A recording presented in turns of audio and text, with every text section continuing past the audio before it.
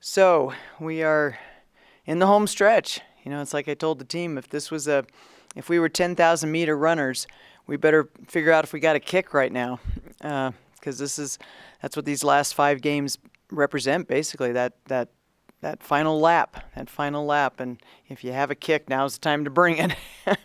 So hopefully we'll find out if we do. I feel really good about our older players and the seniors, because I just think they have so much invested in this season, and they know not to take this opportunity for granted. I'm a little more worried about the younger players who don't understand. They think every year they're going to have a chance to do something, be in the top half of the conference, or that there's nothing to it to be in the top half of the conference, and I don't know that they appreciate really all of the legwork that's been done by these older kids to get to this point. So I hope, because we still, those younger players are so important to us, and so I really hope that we can all sort of have an appreciation for the opportunity that's here for us for these last few weeks of the season. Are you well positioned health-wise for this last kick? As of now, we are. We are. We don't have anybody that has a runny nose, and therefore has to get tested. So I think we're okay, and I think that we're. We've settled into who we are with the number of players that we have left after the injuries and the impact of some of the things that have happened to the program this year. So we've settled into that group. I think we've settled into our rotations pretty well. I don't see anything crazy happening there, so long as we do stay healthy. So it's just a matter. I think the biggest thing, and this is what I keep trying to emphasize with the team, is, like the saying goes, you better dance with the one that brung you, and we have got to play defense. That's why we're here, and that's gonna be what takes us home. And so we really have to stay committed to that. And as we've talked about before, it's a high energy, high emotional investment type of thing, and I think it's harder to do as the season wears on, to bring it every single game. But that's, we've won games in this conference with not only scores in the 60s, but scores with our offensive output not only in the 60s, but in the 50s and even in the 40s. And so we have to dance with the one that brung us. You guys? Saturday, Senior Day, is that something, you talk about your seniors every single week and how special they are. Is that going to be a special day for not only you, but maybe for the program, just because of how successful they've been this year in their final year? Gosh, I hope so. I really hope. I would love to see everybody who's ever had a positive, happy thought about Air Force women's basketball to be there on Saturday, especially to honor those seniors. Unfortunately, 2 of them won't be suiting up, but they were still a huge part of us getting to this point, and all 5 of them. This largest senior class we've had since I've been here. I think the biggest prior to this was 3, and so to have those 5 players all stay with it and be rewarded is really, really special. It's gonna be hard for me. And we're doing it on the weekend, even though we have one more home game after that, because we wanted their families to be able to be here, and so it just made sense to do it on the weekend. So that's why we're doing senior night this Saturday.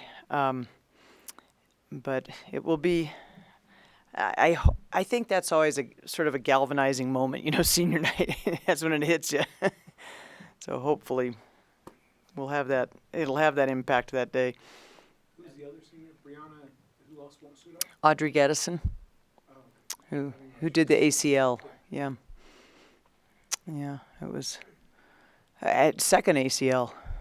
So she did her ACL her freshman year, and then had another one.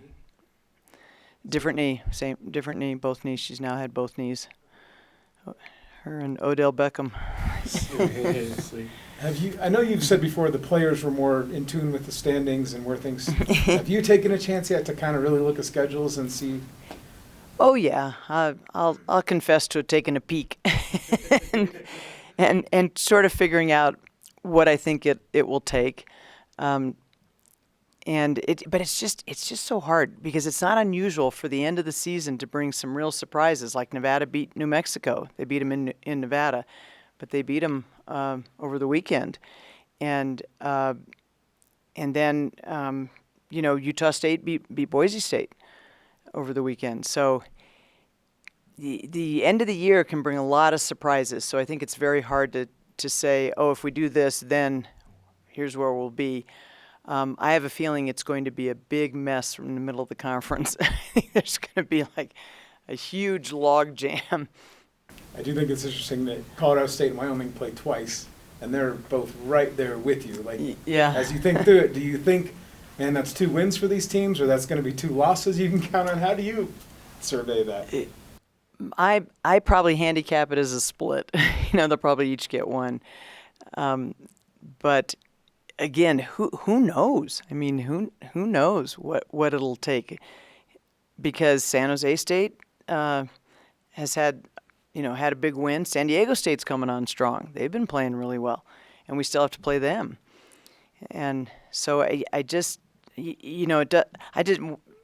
right now. I'm just worried about Boise State. I just got to figure out how to beat Boise State, and they're still Boise State. That's still a program that's had a ton of success, and they're going to come into this gym, and they're a team that expects to win. They're a program that expects to win, and we will definitely have our hands full. They got some big kids, and when you have big kids, it's a handful for us, and they have a lot of really good size that we're going to have to deal with.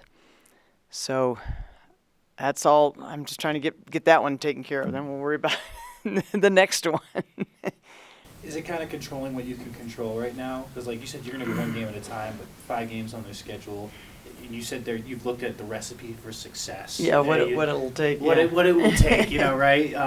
Do you look at like, okay, we got to go 3 out of 2, or we got to win every game at home? Like, what is that recipe right there? What is it going to take? Well, part of it is I don't know. It would be, as I said, it would just be a real guess as to what it would take to finish in the top 5, because there are so many variables still out there. Like Wyoming and Colorado State playing each other twice still, and but I feel like if we can get 3, we'll be safe. But again, who knows? And to even start thinking that way, one of the interesting thoughts that I had is we've never been in this position where every game mattered that much. I mean, we've been playing usually at the end of February pretty footloose and fancy free, and we tend to play really well because we are so footloose and fancy free. At that point, it's kind of like, oh well, might as well just go for it. And now, now we're in a different mindset, but we're going to be playing some teams that are going to be footloose and fancy free. So we've got to be on guard and understand. Like I say, I just want us to play good defense. Let's worry about playing good defense, and I think things will take care of themselves.